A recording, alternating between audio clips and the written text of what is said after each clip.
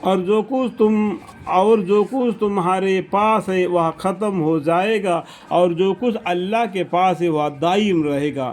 اللہ کی چیزیں ہمیشہ رہیں گے، اور جو چیزیں ہمارے ہاتھ میں ہیں وہ ایک نہ ایک دن ہمارے ہاتھ سے چھوٹ جائیں گے یا ہم مر جائیں گے۔ کسی نے حالت میں یہ دنیا کو چھوڑنا ہی پڑے گا۔ کل من علیہا فانی ویبقی وجہ ربک ذو الجلال والاکرام۔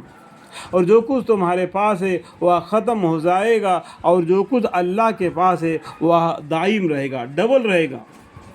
اور جو لوگ ثابت قدم ہیں ہم ان کے اچھے کاموں کے وہ ان کا اجر ان کو ضرور دیں گے۔ جو شخص کوئی نیک کام کرے گا، وہ مرد ہو یا عورت ہو، بشرطے صاحب ایمان ہو، تو ہم اس شخص کو بالطف زندگی دیں گے۔ جو شخص کوئی نیک کام کرے گا، وہ مرد ہو یا عورت ہو، بشرطے صاحب ایمان ہو، تو ہم اس شخص کو بالطف زندگی دیں گے، اور ان کے اچھے کاموں کے عوض میں ان کا اجر دیں گے۔ الحمدللہ رب العالمین۔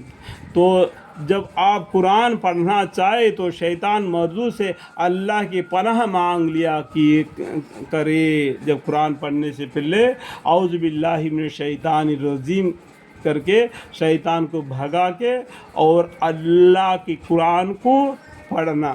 لیکن اس کا قابو ان لوگوں پر نہیں چلتا جو ایمان رکھتے ہیں اور اپنے رب پر بھروسہ رکھتے ہیں، بس اس کا قابو تو صرف انہی لوگوں پر چلتا ہے جو اس کے تعلق رکھتے ہیں، اور ان لوگوں پر جو اس کے یعنی اللہ کے ساتھ شریک کرتے ہیں۔ اور جب ہم کسی آیت کو بجائے دوسرے آیت کے بدلتے ہیں اور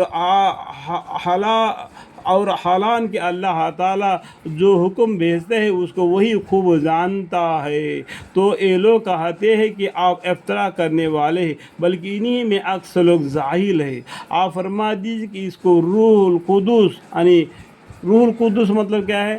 جبریل علیہ السلام۔ یہاں پر 4 نمبر فائدہ ہے، اور دیکھو یہاں پر 4 نمبر فائدہ ہے، یعنی جبریل علیہ السلام۔ سمجھ میں جو دبی ہوئی معنی ہوتا ہے نا، یہ فائدہ کر کے نمبر دیتے ہیں 1 2 3 4 کر کے، یہ بازو میں لکھا ہوتا ہے، وہ پڑھنے سے آپ کو دبی ہوئی معنی معلوم پڑ جائے گا، ٹھیک ہے۔ آپ کے رب کے طرف سے حکم کو موافق لائے ہیں، یہ 5 نمبر فائدہ، تاکہ ایمان والوں کو ثابت قدم رکھے اور مسلمانوں کے لیے ہدایت اور خوشخبری ہو جاوے۔ اور ہم کو معلوم ہے کہ یہ لوگ یہ بھی کہتے ہیں کہ ان کو تو آدمی سکھلایا جاتا ہے، تو یہ لوگ کہتے ہیں کہ اس قرآن کو ایک آدمی ہمارے پیغمبر کو سکھلا کے جاتا ہے، کیونکہ ہمارے پیغمبر صلی اللہ علیہ وسلم امی ہے، ان کو پڑھنا نہیں آتا۔ لیکن یہ نہیں جانتے کہ اللہ کے حکم سے جبریل علیہ السلام اللہ کے ان کو پہنچاتے تھے، اللہ تعالیٰ ان کو سینے میں اس کو مضبوط کر فرما دیتے ہیں۔ علم دینے والا کون ہے؟ اللہ ہے۔ لیکن یہ ظاہر لوگ یہ کیا کہتے ہیں؟ ان کو اور ہم کو معلوم ہے کہ یہ لوگ یہ بھی کہتے ہیں کہ ان کو تو آدمی سکھلا جاتا ہے، نہیں، اللہ کو معلوم ہے کہ یہ لوگ ایسے باتیں کہتے ہیں۔ جس شخص کی طرف سے اس کی نسبت کرتے ہیں کہ اس کی زبان تو عظمی ہے اور یہ قرآن صاف عربی ہے۔ عظمی مطلب کیا ہے؟ علم نہیں۔